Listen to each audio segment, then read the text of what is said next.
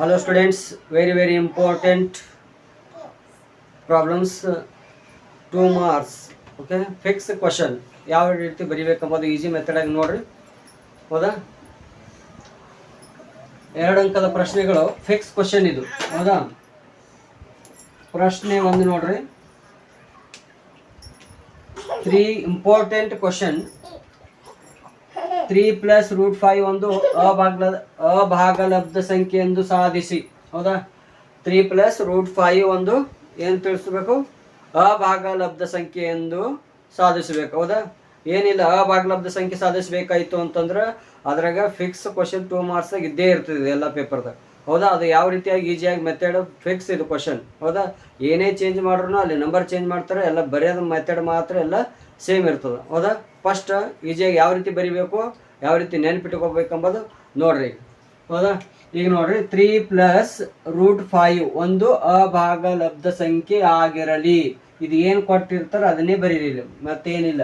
ಅಭಾಗಲಬ್ಧ ಸಂಖ್ಯೆ ಅಂತ ಅದ, ಇಲ್ಲಿ ತೆಗಿಬೇಕು, ಎಷ್ಟು ಭಾಗಲಬ್ಧ ಸಂಖ್ಯೆ ಆಗಿರಲಿ ಅಂತ ಅಟ್ಟೆ ಬರೀರಿ. ಹೌದಾ, ಒಂದು ಎಕ್ಸ್ಟ್ರಾ ವರ್ಡ್ ಇದು ಒಂದು ಸೇರಿಸ್ಬಿಡ್ರಿ, ಆಗಿರಲಿ ಅಂತಕ್ಕಂಥದ್ದು. ಈಗ ನೆಕ್ಸ್ಟ್ ಏನಪ್ಪಾ ಅಂತಂದ್ರೆ, ಈಗ ನೋಡ್ರಿ, ಇದೇ ಸೇಮ್ ಬರೆಯೋದು, ಇಲ್ಲಿ ಏನು ಚೇಂಜ್ ಮಾಡೋದಿಲ್ಲ. ಇಲ್ಲಿ ಒಂದು ಅಭಾಗಲಬ್ಧ ಸಂಖ್ಯೆ ಆಗಿರಲಿ ಅಂತ ಅಂದಿರ್ತಿರಲ್ಲ, ಅದ್ರ ಜಾಗ ಏನು ಮಾಡ್ರಿ, P/Q ಫಾರ್ಮ್ನಾಗ ಅದ ಅಂತ ಬರಿಬೇಕಿದು. ಹೌದಾ, 3 + √5 = P/Q ಆಗಿರಲಿ. P/Q ಬಿಲಾಂಗ್ಸ್ ಟು ಅಂತ ಓದಬೇಕಿದು. ಸೇರಿದೆ, ಜಡ್ ಗಣಕ್ಕೆ ಸೇರಿದೆ ಅಂತ, ಪೂರ್ಣಾಂಕಗಳು. ಹೌದಾ, ಇವೆರಡು ಏನಪ್ಪಾ ಅಂದ್ರೆ PQ ಏನಪ್ಪಾ ಅಂದ್ರೆ ಯಾವುದಪ್ಪ, ಒಂದು ಪೂರ್ಣಾಂಕಗಳ ಸಂಖ್ಯೆ ಅದು. ಹೌದಾ, ಇವೆರಡು ನಂಬರ್ ಅದಕ್ಕೆ ಸೇರಿರ್ತಾವ ಅಂತ ಅರ್ಥ. ಇದ್ರಾಗ ಅದ ಅಂತ ಇದನ್ನು, ಇವು ನಂಬರ್ ಏನೇ ತೊಗೊಂಡ್ರು ಕೂಡ ಇದು ಗುಂಪಿನೊಳಗೆ ಸೇರದ ಅದ ಅಂತ ಅರ್ಥ ಅದು. ಇಲ್ಲಿ ಯಾವಾಗ ಭೀ ಡಿನೋಮಿನೇಟರ್ ತೆಳಗಿನ ನೋಡ್ರಿ, Q ≠ 0 ಅಂದರೆ ತೆಳಗೆ 0 ತೊಗೋಬಾರ್ದು ಅಂತ ಅರ್ಥ. ಹೌದಾ, ಅದಕ್ಕಾಗಿ ಅದು Q ≠ 0 ಅಂದ್ರೆ ಏನು, 0 ತೊಗೋಬೇಡ್ರಿ ಅಂತ ಅಂದಂಗೆ ತಿಳಿತಾ. 0/any ನಂಬರ್ 0 ಆಗ್ತದೆ, ತೆಳಗೆ 0 ತೊಗೊಂಡ್ರಿ ಅಂತಂದ್ರೆ ನಾಟ್ ಡಿಫೈನ್ ಆಗ್ತದೆ. ಅದಕ್ಕಾಗಿ ಅಂತಂದ್ರೆ Q ≠ 0 ಅಂತ ಅರ್ಥ. ಹೌದಾ, ಇಲ್ಲಿ ನೋಡ್ರಿ 3+ ಅದ ಈ ಸೈಡ್. ಹೌದಾ, ಈ ಕಡೆ ಹೋದ್ರೆ ಏನಾಯ್ತು, ಜಸ್ಟ್ ಮೈನಸ್ ಬರಿಬೇಕು. ನೋಡ್ರಿ, ಎಲ್ಲ ಸಬ್ಜೆಕ್ಟ್ಗಿಂತ ಈಜಿ ಸಬ್ಜೆಕ್ಟ್ ಯಾವ್ದಂದ್ರೆ ಮ್ಯಾಥಮೆಟಿಕ್ಸ್ ಅಂದಂಗೆ. ಹೌದಾ, ಯಾಕೆ ಈಜಿ ಅಂತ ನೋಡ್ರಿ, ಇಲ್ಲಿ ನೋಡ್ರಿ ಪ್ಲಸ್ ಅದ, ಈ ಕಡೆ ಇದು ಬರೆಯೋದು ಭಾಳ ಈಜಿ ಇದೆ. ಇದನ್ನು ಬ್ಯಾಟ್ ಮಾಡೋದಿರಲ್ಲ, ಏನಿಲ್ಲ. ಇಲ್ಲಿ ಇದ್ದಿದ್ದೇನೆ ನೋಡಿ ಬರ್ಕೋತ ಹೋಗೋದಿರ್ತ. ಹೌದಾ, ಇಲ್ಲಿ ಪ್ಲಸ್ ಇದ್ರೆ ಈ ಕಡೆ ಹೋದ್ರೆ ಏನಾಯ್ತು ಮೈನಸ್, ಸಿಂಪಲ್. ಅದ್ರ ಅಪೋಸಿಟ್ ಬರಿಬೇಕು. ಈಗ √5 ಅಷ್ಟೇ, ಇಲ್ಲಿ ಆಸ್ಟೀಸ್ ಬರ್ಕೋರಿ. ನಾವು ಇದ್ರಾಗ ಏನಪ್ಪ ಅಂದ್ರೆ ಫಸ್ಟ್ ಯಾವ್ದು ರೂಟ್ ಇರ್ತೋ ಅದು ಈ ಕಡೆ ಬರ್ಕೋಬೇಕು, ರೂಟ್ ಇರ್ಲಾರ್ದೆಲ್ಲ ಆ ಕಡೆ ಹೋಗ್ಬೇಕು. ಇಷ್ಟೇ ಸಿಂಪಲ್ ನೆನ್ಪಿಡ್ಬೇಕು ಇಲ್ಲಿ. ಹೌದಾ, ಯಾಕ್ರಿ ಸಪ್ರೇಟ್ ಮಾಡ್ಕೋಬೇಕ್ರಿ ಅಂತಂತಂದ್ರೆ, √5 ನಮಗೆ ಬೇಕು ಕಡಿಗೆ ಮಾಡ್ಬೇಕಾಗ್ಯದ. ಏನು ಉಳಿದಿದ್ರ ಬಾಜು ಏನು ಇರ್ತದಲ್ಲ ಆ ನಂಬರ್ ಎಲ್ಲ RHS ಒಯ್ಬೇಕು ಅಂತ ಅಂದಂಗೆ. ಇದಿಷ್ಟು ಸಿಂಪಲ್ ಮೆಥಮೆಟಿಕ್ಸ್ ನೆನಪಿಟ್ಕೊಳ್ರಿ. ಈ ಕಡೆ ಇದ್ದಿದ್ದೆಲ್ಲ ಆ ಕಡೆ ಕಳಿಸ್ರಿ ಅಂತ ಅಂದಂಗೆ. ಹೌದಾ, √5 = P, ಇಲ್ಲಿ LCM ತೆಗಿಬೇಕು, ಲಸ ಅಂತಾರೆ ಇದಕ್ಕೆ. ಹೌದಾ, ಈಗ ಮೈನಸ್ ಮಾಡಬೇಕಾಯ್ತು ಅಂತಂದ್ರೆ ಕೆಳಗಿಂದ ಡಿನೋಮಿನೇಟರ್ ಸೇಮ್ ಇದ್ರೆ ನಮ್ಗೆ ಮೈನಸ್ ಮಾಡಕ್ಕೆ ಬರ್ತಿದ್ರೆ, ಇದು ನಮ್ಗೆ ಮೈನಸ್ ಮಾಡೋಕ್ಕೆ ಬರಲ್ಲ. ಯಾಕೆ ಬರಲ್ಲ ಹೇಳ್ರಿ, LCM ಲಸ ಏನಿರ್ತದೆ, ಇದು Q ಮತ್ತು 1 ಅಂದ್ರೆ Qನೇ ಬರ್ತದೆ, ಲಸ ತೆಗಿಬೇಕು. 1 × P ಅಂದ್ರೆ Pನೇ ಬರ್ತದೆ. ಹೌದಾ, ಈಗ 1 × ಇಲ್ಲೇನು ಎದರಿಗೆ ಮಲ್ಟಿಪ್ಲೈ ಮಾಡಬೇಕು, ನಮಗೆ Q ಬರಬೇಕು. ಅದಕ್ಕೆ 1 × Q ಮಾಡಬೇಕು, ಅದು Qನೇ ಬರ್ತದೆ ಅನ್ನಂಗೆ. ಯಾಕೆ ಮಲ್ಟಿಪ್ಲೈ ಮಾಡಬೇಕು ಅನ್ನೋದು ಗೊತ್ತೈತಲ್ಲ. ಇದು ಯಾವುದು ತೆಳಗೆ ಡಿನೋಮಿನೇಟರ್ ಇರ್ತೋ ಆ ನಂಬರ್ದಿಂದ ಅದಕ್ಕೆ ಮಲ್ಟಿಪ್ಲೈ ಮಾಡಿದ್ರೆ ನಮಗೆ ಇದು Q ಬರ್ತದೆ ಅಂದರೆ Qಕ್ಕೆ ಮಲ್ಟಿಪ್ಲೈ ಮಾಡಿದ್ರೆ Q ಬರ್ತದೆ. ಅದಕ್ಕಾಗಿ ಇಂಟು ಅದು ಸಿಂಪಲ್ ನಮ್ಗೆ. ಹೌದಾ, ಇಲ್ಲಾಂದ್ರೆ ಇದು ಈ ಕಡೆ ಇದು ಬರ್ಕೋರಿ. ಡೈರೆಕ್ಟಾಗಿ ಇದನ್ನು ಬರಲ್ಲ ಸರ್, ನಮ್ಗೆ ಇದನ್ನು ನೆನಪಿರಲ್ಲ ಅಂತಂದರೆ ಏನೇ ಇಲ್ಲ, ತೆಳಗೆ ಯಾವ ನಂಬರ್ ಇಲ್ಲಿ Q ಇದ್ರೆ Q ಬರೀರಿ, P ಇದ್ರೆ ಏನು ಜಾಸ್ತಿ ನೀವು ಇದೇ ತೊಗೊಂಡ್ರಿ ಅಂದ್ರೆ ಇದೇ ನೆನಪಿಟ್ಕೋರಿ. A/B ತೊಗೊಂಡ್ರಿ ಅಂತಂದ್ರೆ ಇಲ್ಲಿ B ಬರ್ಕೋತ ಹೋಗ್ರಿ, ಎಲ್ಲ ಸೇಮ್ ಬರೆಯೋದು, ಏನು ಮತ್ತೇನು ತೊಗೊಂಡಿಲ್ಲ. ಇಲ್ಲಿ ಒಂದೇ ಇತ್ತು ಅಲ್ಫಾಬೆಟ್ ಅಂತಂದ್ರೆ ಡೈರೆಕ್ಟ್ 1 ಬರೀರಿ. ಇದು P ಮೈನಸ್ ನೋಡ್ರಿ, ಇಲ್ಲಿ ಏನು ಇರ್ತದೆ ಅದನ್ನು ಒಯ್ದು ಈ ಕಡೆ ಬರೀರಿ. ಆಯ್ತಾ, ಸಿಂಪಲ್ ಇದು ಇಷ್ಟೇ, ಮತ್ತೇನು ಇದ್ರಾಗ ಏನಂತ ಪ್ರೀ ಮಾಡೋದಿಲ್ಲ. ಹೌದಾ, ಇಷ್ಟ ಆಯ್ತು, ಮುಗೀತು. ಇದು ಆದ ಬಳಿಕ ಮುಂದಿನ ಏನು ಕೆಲಸ ಇಲ್ಲ ಇಲ್ಲಿ. ಹೌದಾ, ಇದು ಏನದ ಅದನ್ನೇ ಬರೆಯೋದದ. ಇದು ಯಾಕೆ ನೋಡ್ರಿ, ಇದು RHS ಏನು ಬರೆದಿರ್ತೀರಿ ಅದು ಬರಿಬೇಕಿಲ್ಲ ಫಸ್ಟ್. ಇದು ಬರ್ಕೊಂಡು ಇದು ಒಂದು ಏನದಂದ್ರೆ ಭಾಗಲಬ್ಧ ಸಂಖ್ಯೆ ಆಗಿರುವುದರಿಂದ √5 ಅದ ನೋಡ್ರಿ. ಇದು √5 ಏನದ ಅಂತಂದ್ರೆ ಇದು ಒಂದು ಅಭಾಗಲಬ್ಧ ಸಂಖ್ಯೆ ಆಗಿದೆ. ಇದು ಭಾಗಲಬ್ಧ ಸಂಖ್ಯೆ ಅದ, ಇದು ಅಭಾಗಲಬ್ಧ ಸಂಖ್ಯೆ ಅದ. ರೂಟ್ ಇದೆಯಲ್ಲ ಭಾಗಲಬ್ಧ ಸಂಖ್ಯೆದಾಗಿ ಬರ್ತಾವೆ ನೋಡ್ರಿ. ಇದು ರೂಟ್ ಇಲ್ಲ, ಅದು ಭಾಗಲಬ್ಧ ಸಂಖ್ಯೆ ಅಂತ ಬರ್ರಿ. ಇದು ಈಚೆ ಏನದ ಅಲ್ಲೇ ಬರ್ರಿ, ಇವೆರಡು ಲೈನ್. ಹೌದಾ, ಇವೆರಡೇ ನೋಡ್ರಿ, 2 ಸ್ಟೆಪ್ದಾಗ ಬರ್ದು 2 ಮಾರ್ಕ್ಸ್ ಮುಗೀತು. ಹೌದಾ, √5 ಒಂದು ಅಭಾಗಲಬ್ಧ ಇವೇ ಬರ್ದೀವಿ, ಒಂದು ಅಭಾಗಲಬ್ಧ ಸಂಖ್ಯೆ ಆಗಿದೆ. ಈಗ ನಮ್ಮ ಊಹೆ ಏನು ಮಾಡಿದೀವಿ ನಾವು, ಊಹೆ ಫಸ್ಟ್ ಏನು ತಿಳ್ಕೊಂಡಿವಿ, ಇದು ಒಂದು ಭಾಗಲಬ್ಧ ಸಂಖ್ಯೆ ಆಗಿರಲಿ ಅನ್ಕೊಂಡಿದ್ದೇವೆ. ಆದರೆ ಇಲ್ಲಿ ಏನಾಯ್ತು, ಅದಕ್ಕೆ ನಮ್ಮ ಊಹೆ ತಪ್ಪದ ಅಂತ ಅರ್ಥ. ಊಹೆ ಮಾಡ್ಕೊಂಡಿದ್ದು ನಾವು ಕಲ್ಪನೆ ಮಾಡ್ಕೊಂಡಿದ್ದು ತಪ್ಪದ. ಅದಕ್ಕಾಗಿ ಇದು 3 + √5 ಒಂದು ಏನಾಗಿರುತ್ತೆ ಹೇಳ್ರಿ, ಅಭಾಗಲಬ್ಧ ಸಂಖ್ಯೆ ಆಗಿದೆ. ಆಯ್ತಾ? ಇದೇ ತರ ಇದು ಡಬಲ್. ಇದೇ ತರ ನೋಡ್ರಿ ಎಕ್ಸಾಮ್ದಾಗ ಇಲ್ಲಿ ಯಾವ್ದ್ಯಾಕೆ ನಂಬರ್ ಕೊಡಲೇಕ ಏನ್ಯಾಕೆ ಇರ್ಲೇಕ ಇದೇ ತರ ಬರೀರಿ. ಇಲ್ಲಿ ಮೈನಸ್ ಇದ್ರೆ ಅಷ್ಟು ಜಸ್ಟ್ ಇದೇನಾಗಿರ್ತದೆ ಪ್ಲಸ್ ಆಗಿರ್ತದೆ. ಸಿಂಪಲ್. ಇಲ್ಲಿ ಡಬಲ್ ಇದ್ದು ಅಂತಂದ್ರೆ ಇಲ್ಲಿ ಯಾವ್ದ್ಯಾಕೆ ಬರ್ಲಿಕ್ಕೆ ಡಬಲ್ ಇದ್ದು ನಂಬರ್ ಕೊಟ್ಟರು ಅಂತಂತಂದ್ರೆ ಇದು ಒಂದು ಮೆಥಡ್ ಫಿಕ್ಸ್ ಆಗಿ ನೆನ್ಪಿಡ್ರಿ. ಯಾವ್ದ್ಯಾಕೆ ನಂಬರ್ ಬರ್ಲಿಕ್ಕೆ ಇದೇ ಬರಿಬೇಕು. ಅದು ಇಲ್ಲಿ ಪ್ಲಸ್ ಇದ್ರೆ ಇದು ಅಷ್ಟೇ ಮೈನಸ್ ಆಗ್ತದೆ. ಇಲ್ಲಿ ನೋಡ್ರಿ ಪ್ಲಸ್ ಅದ, ಇಲ್ಲಿ ಮೈನಸ್ ಐತಿ. ಒಂದ್ಸಾರಿ ಮೈನಸ್ ಕೊಟ್ಟಿರೋ ಅಂತಂದ್ರೆ ಇಲ್ಲಿ ಪ್ಲಸ್ ಬರೀರಿ. ಎಲ್ಲ ಸೇಮ್. ಇಲ್ಲಿ ನೋಡ್ರಿ ಇಲ್ಲಿ 7 ಕೊಟ್ಟಿರು ಅಥವಾ ರೂಟ್ ಇಲ್ಲಿ 11 ಕೊಟ್ಟರು, ಈ ಥರ ಕೊಟ್ಟರು. ಯಾವುದೇ ಕೊಟ್ಟರು ಅಂತಂದ್ರೆ ಇದು ನಂಬರ್ ಅಷ್ಟೇ ಚೇಂಜ್ ಇರ್ತಾವೆ. ಅದು ನಂಬರ್ ಜಾಗಿ ನಂಬರೇ ಬರೀ, ಇಲ್ಲಿ ಏನು ಮಾಡೋದಿಲ್ಲ. ಹೌದಾ? ಈ ಕಡೆ ಒಟ್ಟು ಈ ಕಡೆ √5 ಸಪ್ರೇಟ್ ಮಾಡ್ಕೊರಿ. ಆ ಕಡೆ ರೂಟ್ ಇರ್ಲಾರ್ದು ಈ ಕಡೆ ಬರ್ಕೊಂಡು ಮತ್ತೆ ಇವೆರಡು ಏನಪ್ಪ ಅಂದ್ರೆ ಇದು ಈ ಕಡೆ ರೈಟ್ ಇದ್ದಿದೆ ಅಂತ ಭಾಗಲಬ್ಧ ಇರ್ತಿದ್ದು ಅಭಾಗಲಬ್ಧ ಸಂಖ್ಯೆ ಇರ್ತದೆ ಅಂತ ಇಷ್ಟು ಬರ್ಕೊಂಡಿದ್ರೆ ಇಷ್ಟು ನೆನ್ಪಿಟ್ಕೊಂಡ್ರೆ ಸಾಕು. ಹೌದಾ? ಇಷ್ಟು ಮತ್ತೆ ಬೇರೆ ಬೇರೆ ಎಲ್ಲ ಪ್ರಾಬ್ಲಮ್ಸ್ ಇದು ಪ್ರಾಕ್ಟೀಸ್ ಮಾಡೋದು ಬೇಕಾಗಿಲ್ಲ. ಇಷ್ಟು ನೆನ್ಪಿಟ್ಕೊಂಡು ಹೋಗ್ರಿ ಸಾಕು. ಈಗ ಸಿಂಗಲ್ ಇದ್ದಿದ್ದು ನೋಡ್ರಿ, ಇವು ಡಬಲ್ ಇದ್ದು ಆಯ್ತು ರೀ. ಈಗ ಸಿಂಗಲ್ ಇದ್ದದಕ್ಕೆ ಒಂದು ಎಕ್ಸಾಂಪಲ್ ನೋಡ್ರಿ. ಇಲ್ಲ ನೋಡ್ರಿ, ಸಿಂಗಲ್ ಇದ್ದೀವಪ್ಪ ಅಂದ್ರೆ ಈಗ ಒಂದು ಸಿಂಗಲ್ ಒಂದು ಎಕ್ಸಾಂಪಲ್ ಇದು ಒಂದು ತೊಂಬರಿ. ಎಷ್ಟು ನೋಡ್ರಿ, ಇವು ಅಷ್ಟು ಒಂದು ಎಕ್ಸಾಂಪಲ್ ಯಾವ. ಈಗ ಇದು ಒಂದು ತೊಂಬರಿ, ಇದಕ್ಕೆ 10 ಒಂದು ನಂಬರ್ ಇತ್ತು. ಇದಕ್ಕೆ ನಂಬರ್ ಇರಲಾರ್ದು ಯಾವ ಟೈಪ್ ಇರ್ತಾವ.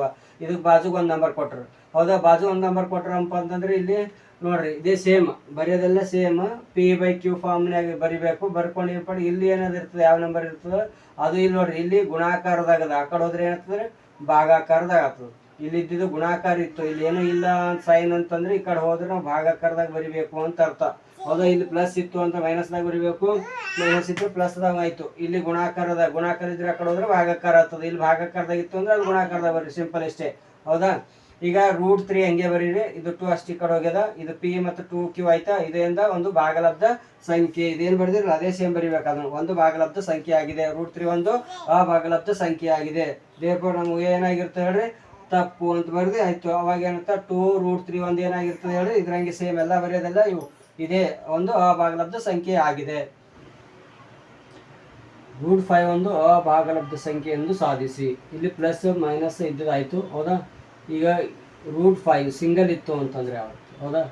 ಸಿಂಗಲ್ ಇತ್ತು ಅಂತಂದ್ರೆ ಇದರ ಸಂಗಡ ನಂಬರ್ ಇರಲಿಲ್ಲ ಅಂತಂದ್ರೆ ಅಷ್ಟೇ ಸ್ವಲ್ಪ ಇಲ್ಲಿ ಸ್ಕ್ವೇರ್ ಮಾಡೋದಿರ್ತದೆ. ಹೌದಾ? ಉಳಿದೆಲ್ಲ ಸೇಮೇ ಇರ್ತದೆ.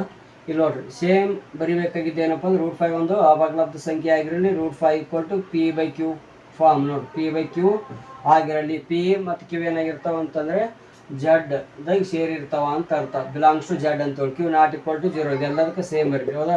ಇದೊಂದು 5 ಫಿಕ್ಸ್ ಆಗಿರ್ಬೇಕು. ಹೌದಾ? ಇದು ಇಷ್ಟೇ ನೀವು ಬರ್ದ್ರಿ ಅಂತಂದ್ರೆ ಇಲ್ಲಿ ತನಕ ನೀವು ಬರ್ದ್ರಿ ಅಂತಂದ್ರೆ ಇದು ನೋಡ್ರಿ ಈ ಕಡೆ ಇದು ಈ ಕಡೆ ಒಂದು ಸ್ಟೆಪ್ ಇದಿಷ್ಟು ಬರ್ದು ಇದಕ್ಕೆ ಬರ್ದ್ರೆ ಇದಕ್ಕೆ ಹಾಫ್ ಮಾರ್ಕ್ಸ್ ಅದ. ಹೌದಾ? ಸ್ಕ್ವೇರಿಂಗ್ ಮಾಡಿ ಇಲ್ಲಿ ತನಕ ಮಾಡಿದ್ರೆ ಮತ್ತೆ ಇದಕ್ಕೆ ಅರ್ಧ ಮಾರ್ಕ್ಸ್ ಅದ. ಹೌದಾ? ಮತ್ತೆ ಇದು ನೋಡ್ರಿ ಇಲ್ಲಿ ತನಕ ಬರ್ದು ಇಲ್ಲಿ ತನಕ ಆಯ್ತು ಅಂದ್ರೆ ಹಾಫ್ ಮಾರ್ಕ್ಸ್. ಇದು ಲಾಸ್ಟಿಗೆ ಇದು ಒಂದೇ ಲೈನ್ ಬರ್ದ್ರು ಅರ್ಧ ಮಾರ್ಕ್ಸ್. ಲಾಸ್ಟ್ ಆನ್ಸರ್ಗೆ ಫಿಕ್ಸ್ ಹಾಫ್ ಮಾರ್ಕ್ಸ್ ಇದ್ದೇ ಇರ್ತದೆ. ನೀವೇನೋ ಗೊತ್ತಿಲ್ಲ ಅಂತಂದ್ರೆ ಇದು ಬರ್ದ್ರೆ ಅರ್ಧ ಮಾರ್ಕ್ಸ್ ಇರ್ತದೆ. ಹೌದಾ? ಏನೂ ಗೊತ್ತಿಲ್ಲ ಇಲ್ಲಿ ತನಕ ಬರ್ದ್ರಿ ಅಂತಂದ್ರೆ ಇಲ್ಲಿ ಅರ್ಧ ಅದು ಅರ್ಧ 1 ಮಾರ್ಕ್ಸ್ ಆಯ್ತು. ಹೌದಾ? ಇದು ನೋಡ್ಬೇಕು ಇದು ಹಾಫ್ ಆಗಿರ್ತದೆ. ಹೌದಾ? ಅದಕ್ಕಾಗಿ ಏನಪ್ಪ ಅಂದ್ರೆ ಯಾವುದೋ ಸ್ಟೆಪ್ನ ಬಿಡೋಕೆ ಹೋಗ್ಬೇಡ್ರಿ. ನಿಮ್ಗೆ ಎಷ್ಟು ಗೊತ್ತಿರ್ತದೋ ಅಷ್ಟು ಬರ್ಕೋತ ಹೋಗ್ರಿ. ಹೌದಾ? ವ್ಯಾಲ್ಯೂಯೇಷನ್ ಮಾಡೋದಂದ್ರೆ ಯಾವ ಸ್ಟೆಪ್ಪಿಗೆ ಏನಪ್ಪ ಅಂದ್ರೆ ಈ ಸ್ಟೆಪ್ಪಿಗೆ ಎಷ್ಟು ಮಾರ್ಕ್ಸ್ ಅಂತ ಇರ್ತದೋ ಆ ಸ್ಟೆಪ್ಪಿಗೆ ಅದು ಮಾರ್ಕ್ಸ್ ಕೊಟ್ಟೇ ಕೊಡ್ತಾರೆ. ಹೌದಾ? ಅದಕ್ಕೋಸ್ಕರ ಏನು ಮಾಡಪ್ಪ ಅಂದ್ರೆ ಪ್ರತಿಯೊಂದು ಸ್ಟೆಪ್ ನಿಮ್ಗೆ ಯಾವ್ದು ನೆನಪಾಗ್ತದೆ ಅದನ್ನು ಬರೀ. ಲಾಸ್ಟ್ ಆನ್ಸರ್ ಏನು ಗೊತ್ತಿಲ್ಲ ಅಂತಂದ್ರೆ ಲಾಸ್ಟ್ ಏನು ಗೊತ್ತಿಲ್ಲ ಅಂತಂದ್ರೆ ನೋಡ್ರಿ ಇದು ಏನು ಗೊತ್ತಿಲ್ಲ ಅಂದ್ರೆ ಲಾಸ್ಟಿಗೆ ಬರೀಬಹುದು. ಇದು ಒಂದು ಏನು ರೂಟ್ ಒಂದು ಅಭಾಗಲಬ್ಧ ಸಂಖ್ಯೆ ಆಗಿದೆ. ಅದ ಇದೇ ಕ್ವಶನ್ ಇದು ಅಲ್ಲಿ ಬರ್ದ್ರಿ ಅಂದ್ರೆ ಅರ್ಧ ಮಾರ್ಕ್ಸ್ ಇರ್ತದೆ ಲಾಸ್ಟಿಗೆ. ಹೌದಾ? ಅದಕ್ಕೋಸ್ಕರ ಏನಪ್ಪಾ ಅಂತಂದ್ರೆ ಈಗ ಏನು ನೆನ್ಪಿಡ್ಬೇಕು ಅಂತಂದ್ರೆ ಇದು ನೋಡ್ರಿ ಇಲ್ಲಿ ತನಕ ಬರೆಯೋದು ಸೇಮ್. √5 = P/Q ಆಯ್ತು. ಇದು Q ನೋಡ್ರಿ ಈ ಕಡೆ ತೊಗೊಂಡು ಬರೀರಿ.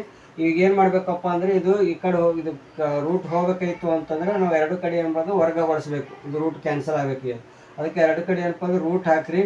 ರೂಟ್ ಹಾಕಿದೆವು ಅಂತ ಸ್ಕ್ವೇರ್ ಹಾಕಿದೆವು ಅಂತಂದ್ರೆ ಇದು ಸ್ಕ್ವೇರ್ ಇದು ಕ್ಯಾನ್ಸಲ್ ಆಗ್ತದೆ. ಇದು ಕ್ಯಾನ್ಸಲ್ ಆಯ್ತು. ಇದ್ರದ್ದು ಕ್ಯಾನ್ಸಲ್ ಆಗಲ್ಲ Q. ಅದಕ್ಕೆ Q ಸ್ಕ್ವೇರ್ ಹಾಕ್ರಿ. ಇದು P² ಮಾಡಿ. ಈಗ ಇಲ್ಲೇನಪ್ಪ ಅಂದ್ರೆ ಈಗ ನೋಡ್ರಿ 5 ಇದು P² ಅನ್ನು ಭಾಗಿಸುತ್ತದೆ. ಇಲ್ಲಿ ಯಾವುದೇ ನಂಬರ್ ಇದ್ರೆ ಇದು ಈ ನಂಬರ್ದಿಂದ ಇದು ಭಾಗ ಆಗ್ತದೆ.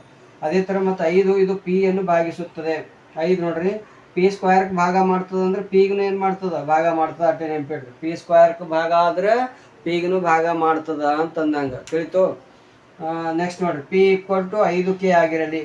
ನೋಡ್ರಿ P = ಅಂತ ತಗೋರಿ 5K ಆಗಿರಲಿ ಅಂತೇಳಿ ಒಂದು ಯಾವ್ದು ಭೀ ತೊಗೋಬೋದು ಇಲ್ಲಿ ಇದು ಅಲ್ಫಾಬೆಟ್ ಯಾವ್ದು ಭೀ ತೊಗೋರಿ ಕೇನೆ ಅಂತಲ್ಲ, ಈಸಿಯಾಗಿ ಯಾವ್ದು ಇರುತ್ತೆ ಸಿ ತೊಗೋಬೋದು, ಹೌದಾ, ಕೆ ತೊಗೋಬೋದು, ಯಾವುದನ್ನು ತೊಗೋರಿ ನಡೀತದೆ. ಅದಕ್ಕೆ ಪಿ ಇದ್ದಲ್ಲಿ ಏನಪ್ಪ ಅಂದರೆ ನಮಗೆ ಇಲ್ಲೊಂದು ನಂಬರ್ ಯಾವುದು ತೊಗೊಬೇಕು, ಹೆಂಗೆ ಭಾಗ ಆಗ್ತದೆ ಅನ್ನೋದು ಗೊತ್ತಾಗಬೇಕಲ್ಲ.